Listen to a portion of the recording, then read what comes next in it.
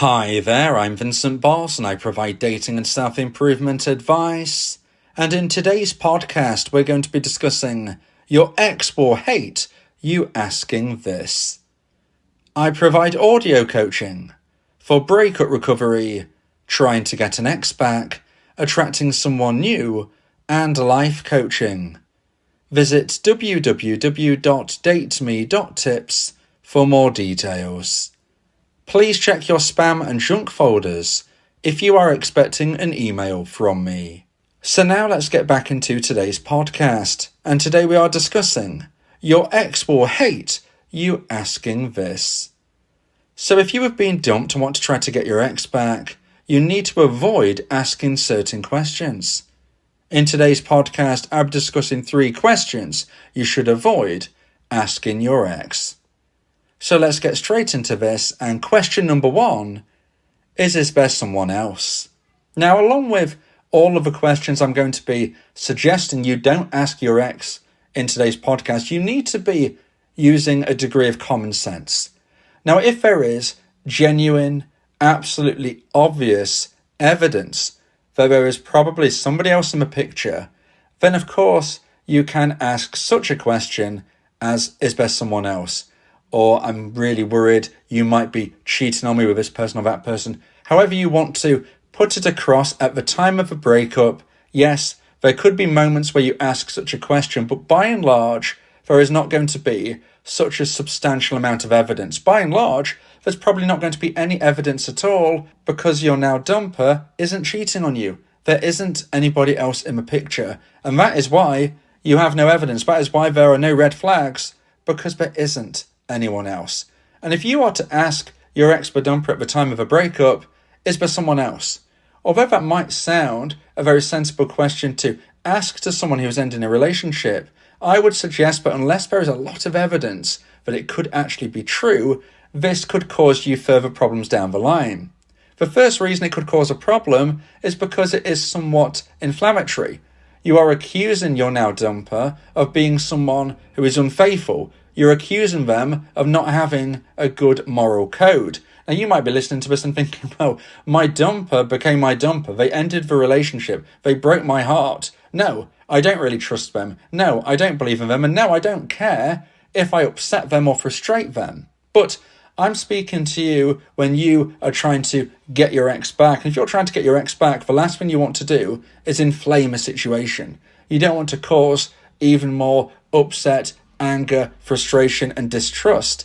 So at the time of a breakup or beyond that point, if you ask your ex, is there someone else? Was there someone else? Were you cheating on me? Are you cheating on me? If you ask these questions without any evidence at all, you are inflaming the situation, in my opinion. Now, I've seen, unfortunately, what can happen when such accusations are thrown around. And generally speaking, it doesn't end well for the dumper and dumpee's connection going forward because, like I said, you're kind of accusing your ex of not having a good moral code. And even though they have created a situation where the breakup has taken place, they have made that decision, they have sadly broken your heart, it doesn't necessarily mean they have a bad moral compass. It doesn't mean that they're cheating on you. And if you accuse them of doing so, you're going to probably be making matters somewhat worse regarding how your ex-dumper believes you feel about them and vice versa. Now, additional to the fact that it could inflame a situation, it is also somewhat showing yourself as somebody who is being suspicious and potentially needy. Now, at the time of a breakup, it is very understandable that your emotions are going to be here, there, and everywhere. They're going to be very much heightened. And very few of us, if any, can come out of a breakup situation without becoming emotional and perhaps saying things that maybe we regret in the future. That's perfectly understandable and natural. However, we don't want to come across as needy if possible. We don't want to come across as someone who is suspicious if possible. Because your ex-dumper might start to think to themselves, well, if I ever come back to my ex, I'm going to be quizzed about what happened. If I ever go back to my ex, they're not going to trust me. If I ever go back to my ex, they're going to be checking through my phone because they now think I'm a cheat when I'm not.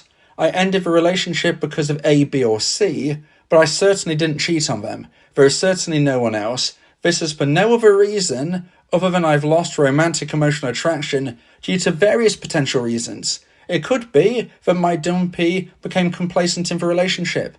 They didn't want to date me anymore. They didn't want to look their best, smell their best, be their best. They didn't want to be a person that I should be attracted towards, or anybody could be attracted towards. They let themselves go. Now that is a somewhat common reason as to why somebody loses romantic emotional attraction. So it's not always about cheating. It could be due to complacency. And again, that is only one of many, many possible reasons as for why somebody can lose romantic emotional attraction. Ultimately, though, when we're talking about trying to get an ex back, when we're trying to avoid things making situations worse, when we're trying to understand what questions you could ask your ex, which they're going to hate, and make things a lot more difficult from beyond this point, I would say point number one, question number one, is please don't ask, is there someone else?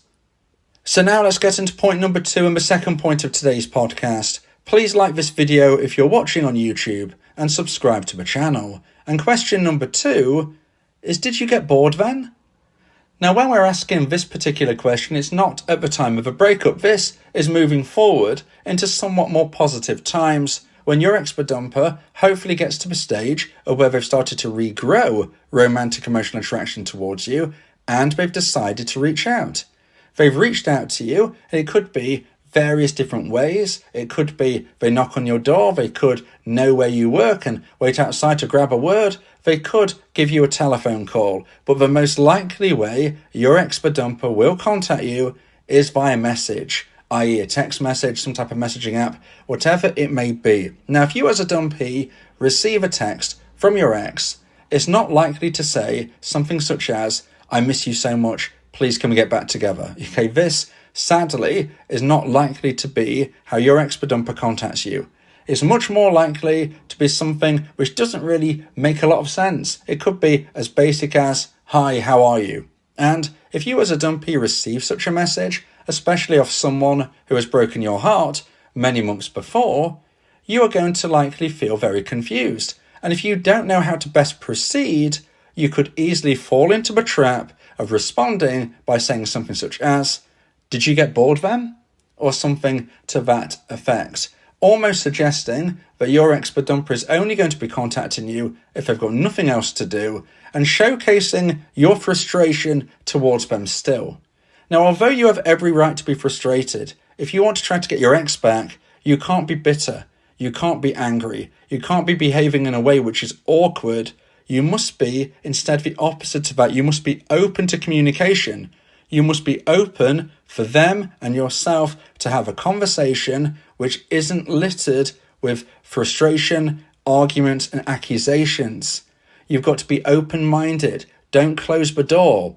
So if you want to get your ex back and you receive a text, please don't ask something like, "Did you get bored then?" Because if you do ask such a question, your ex-dumper is probably going to fall into one of three categories. Firstly, they might just decide not to respond at all. They might be thinking, "Oh, my dumpee is clearly still very angry with me. I best back off. I shouldn't have reached out." And again, if you want to get your ex back, that is not what you want to happen. If you want to get your ex back, you want the conversation to flow. So them running away and not sending another message, well, that is not what you desire. Now, what is the second possibility that your ex-dumper could do if you were to send such a response as, "Did you get bored then?"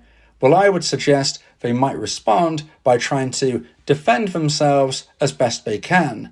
Now, how could this be? What would they do? Well, of course, we can't say for certain, but in the way they might try and defend themselves, it sadly could come across as argumentative themselves. And this could create drama, unnecessary upset between both of you, and again, not resulting in your communication going in a positive way. They might fire back something which sounds very argumentative to you, even if they didn't mean it to, and things can go downhill very, very quickly. Now, the third possibility of what they could do is they could try and almost laugh it off or explain it away or apologize further and ultimately try and be positive from this point. Now, if that's the case, this still might be able to be salvaged. But as you can see, there is a 2 out of 3 chance it's not going to go that way. Yes, they might try and move forward in a positive sense. Like I said, might try and make a bit of a joke of it. They might apologise further. They might say something which allows you to soften yourself. That would be great. But it's in the minority of instances. It's 1 in 3. Much more likely it's going to be something sadly negative. They either won't respond, or if they do, they will try and defend themselves in a somewhat challenging way, which could create further arguments, further drama, and ultimately you not getting back together. So if you do want your ex back and you receive contact from your dumper, please don't ask them, did you get bored then? Now, if you would like advice and support about how to try and increase the chance of one day getting your ex back, then you may want to consider my audio coaching service, where me and you can speak one-on-one about your unique specific situation. Go to my website www.dateme.tips for more information about how I can become your coach and your teammate via my audio coaching service.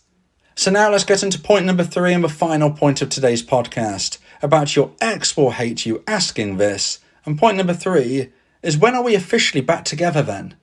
Now this is when things are going very well indeed. Sadly, you were dumped. Then a few months down the line, maybe even longer than that, you receive contact from your dumper. You navigate the communication stage effectively to the point of where you meet, and you start to meet on a somewhat regular basis. Everything seems great. Everything seems wonderful. But are you actually back together? And this can be a confusing element for dumpees. Now, if you're not at this stage yet, please keep listening through, because one day hopefully you will be.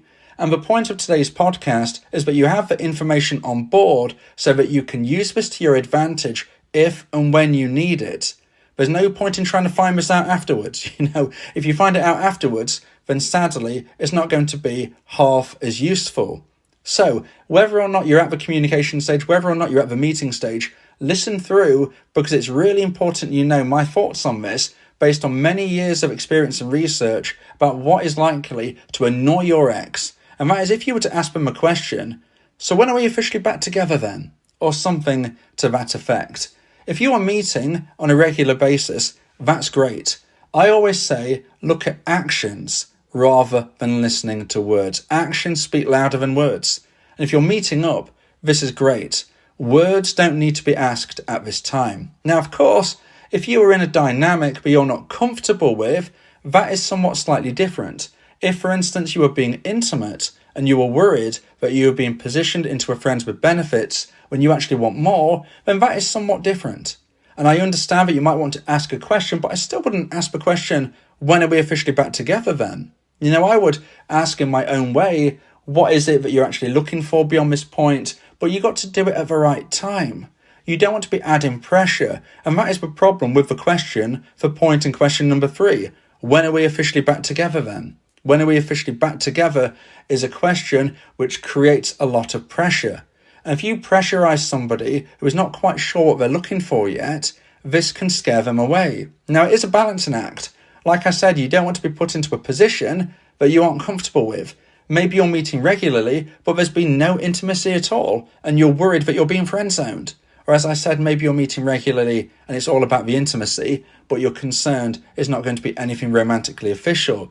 This is a balancing act. You need to really consider if and when you ask certain questions. But I would suggest that the question in number 3, when are we officially back together, is a pressurized question. I don't believe that a dumpee should be trying to force dating labels. I think that is the job of the dumper. Now, maybe they will never get to the stage of actually saying certain things, but you can just see it clearly. For instance, maybe they invite you to a family event. Now, why would you be going to a family event if you were not officially back together? I would say most people would see a +1 in such a situation as being a boyfriend-girlfriend situation. So, if you see the actions and they're speaking louder than the words, which might not have been said, just enjoy the moment. Now, if you feel that you are being used, if you feel this is going in the wrong direction, then yes, there's going to be a time where you need to say something, you need to ask something, but just be very, very careful. I don't want you scaring away your dumper. Certainly, you don't want to be doing this after meeting once, maybe even twice, asking such a question about when are you officially back together. It just sounds needy, it sounds desperate, it's adding pressure, and it might chase them away before they've regrown enough romantic emotional attraction to want to really become official. Yes, this is something that you both need to feel is right. It's not just about them, it's about you as well. If you don't feel good about this connection, if you don't feel romantically charged by the way they're treating you, then you shouldn't have to be in this scenario any longer. But it's got to be right for both of you. They have reached the level of romantic emotional attraction to message you initially. They've reached the level to meet you again, but they might not have reached the level to actually be in an official romantic relationship yet. So please, give it time, give it space, don't chase the issue. Don't try and put dating labels when they don't need to be involved. What is a dating label ultimately? I mean, what does it really mean? The action means so much more than the word. So if you feel that you want to be asking such a question, just try and bide your time, because ideally your ex-dumper will be saying it. Ideally, they'll be showing you what is going on between you. And ideally, you won't have to come across as needy, desperate, or somebody who is worried about things, because that's not attractive. And if you want to get your ex back properly, you can't be showcasing a needy, desperate, edgy side in that regard. It's not going to help you. It's not going to help your new budding relationship. And it's not going to help you get that dating label that you actually crave. So please let them be the one to set dating labels. If you believe that this podcast has helped you, then please consider buying me a coffee. The link to do so is in the description.